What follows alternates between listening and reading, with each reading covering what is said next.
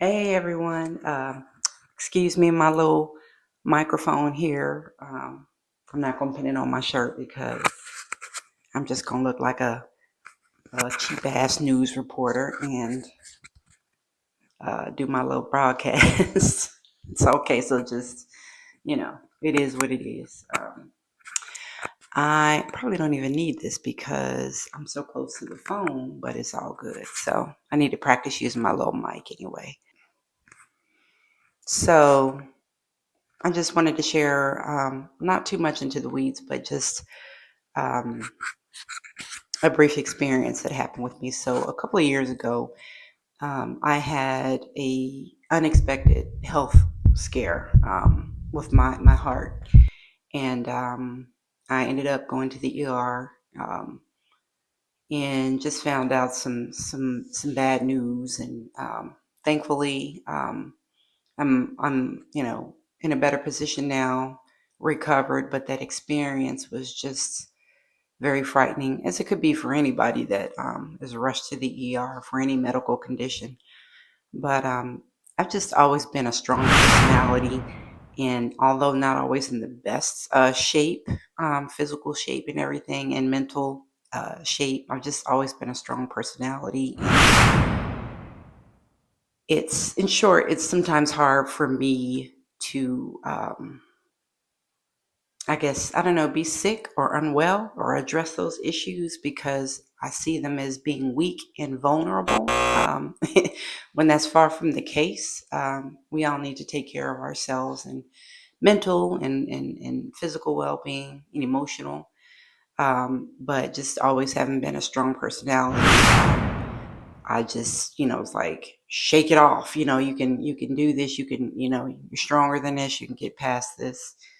Stuff like this doesn't happen to you because you're so strong mentally, and you're strong physically. You can overcome this. But anyway, so that event that I had a couple of years ago took its toll, not only physically, but mentally as well, because I had to uh, accept it, um, figure out how to fix it, figure out how to recuperate. And I think probably the hardest thing for me was, one, seeing my child there, seeing me in distress, and going through, having had to expose her to that, and just worrying about how she's feeling, how it impacted her. And two, the second hardest thing for me was to ask for help. To admit that I needed help, to admit that I was down, woman down, called ambulance, and allowing others to come to my aid to help me, and just rest, just sit down in my mind for a moment, in my spirit and in my soul, and just say, I'm hurting. I need help. I need to take a breath. Yes, I accept your help because I'm not strong enough, to get through this, to weather. So those two things were the hardest for me. And that experience that I had a couple of years ago, having to be rushed to the ER, my child's watching, I got paramedics and things all around me. It was just frightening because you just, I'm sure, I hope many of you haven't had to go through a crisis like that, but you're just completely helpless and vulnerable. And then you think that this is it. This is the end. Everything is like, okay, did I do everything that I wanted to do? I'm not ready to go yet. There's so much more. My child's here, my life is here, my family. I'm not done. And so going through all that, and then just being completely helpless. While you're waiting for, you're begging for strangers to help you. To help you. In that moment, so that you don't slip away. It's just a very, very traumatic experience. And I pray that many of you, that all of you don't or haven't had to go through it, and won't have to. But what I didn't realize is that when you go through that, and then you recover and some time has passed, uh, you can have a reaction to it in the event that you just revisit it, or you think about it, or you actually go through the same process again, the same incident. I didn't go through the incident again, but I had, I guess, an episode of what I thought was happening again.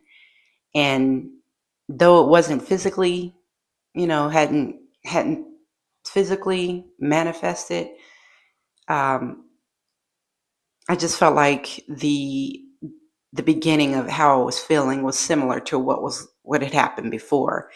And so I already suffer from anxiety at times, and so my mind is already overthinking, overreacting, and to what could be coming. And so, in short, I think that I had a minor bout of PTSD when I had another incident the other day that I thought was the same as what had happened a couple of years ago with my heart. And I had never experienced anything like that before in terms of what I might, and I'm probably diagnosing here, but um, it just felt like what would be PTSD. Now, I'm not trying to compare myself to people who have been through trauma, trauma, you know, trauma, in whatever shape or form that unfortunately is, and they deal with PTSD every day in and out, because of that trauma. I understand. I can't. I I guess I could say I may not 100% understand, but I acknowledge that that stuff is real. That shit is real, and I wouldn't wish that on anybody. And I know some people go through it, but I think after thinking about it, I felt like I had a small bout of that because palms are sweaty, anxiety. I'm basically doing everything in my body, in my mind, in my spirit to basically recreate that event that happened a couple of years ago when that's not even necessarily happening because but I'm thinking in my head that it is, and any kind of physical feeling that I feel that felt similar to what happened a couple of years ago. I felt maybe I was just manifesting it. I don't know. Um, in short, I just think I had a small bout of PTSD because I was alone with my daughter and kind of having some of the same feelings with my chest and things that happened before. And I just freaked out. I went to a place where like I couldn't control my breathing. My palms were sweaty, you know, um, and I just felt like tunnel vision a little bit. And I had, like I said, bouts of panic attacks and things like that before throughout my life, but kind of nothing like this. But thank God, that I didn't. It wasn't another episode with my heart. I did end up calling an ambulance and emergency medical assistance and being taken to the hospital again just to be absolutely sure because I do have a history, with issues with my heart. But I did go and I got the observation and the lab work done and the test to ensure that it wasn't. Thank God. But now that I just think about it, just that feeling of thinking about that all over again. My daughter, she's going to see, I try to talk to her and explain to her calmly what might be happening and things. And she handled it fine. She handled it like a champ, thank God. But still, you never know how it affects them. And you just don't want your child to see you like that, being worked on by, emergency medical, getting that assistance. Um, So I just wanted to share that there's really no point to this video other than just to share, my human feelings and just encourage you all to talk to people if you need to talk, about anything.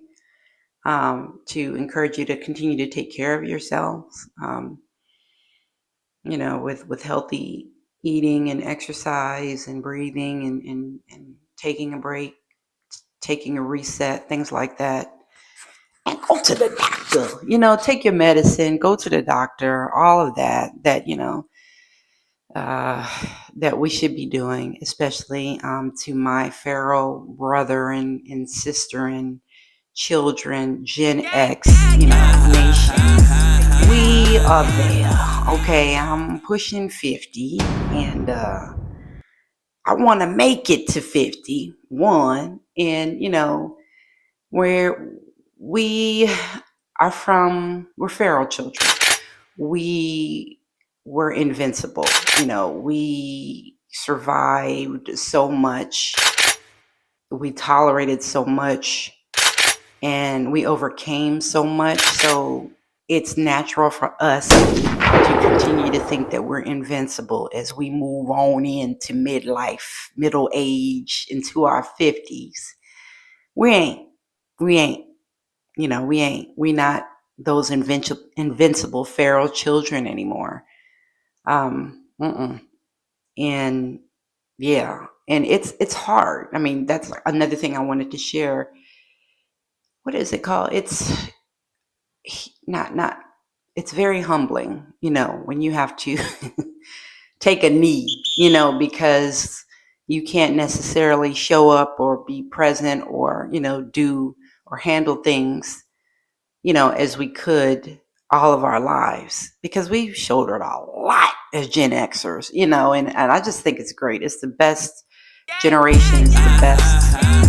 We're the best. But we are getting old, our parents are old, and we're getting old, so I just wanted to share that, just my experience, and then just that acknowledging that to take care of yourself and um, just admit, that we're I'm growing older. I'm not talking about y'all. I'm growing older, and I will continue to take care of myself. My numbers and everything are good. It's just, it's okay to acknowledge and be okay with getting older, and you know listening to yourself, listening to your body, listening to your needs, rest when you need rest, eat well when you can, in addition to the damage that you do and with junk eating, and exercise, meditate, get up from the screens, the work screens and the leisure screens. Go outside, get some sun.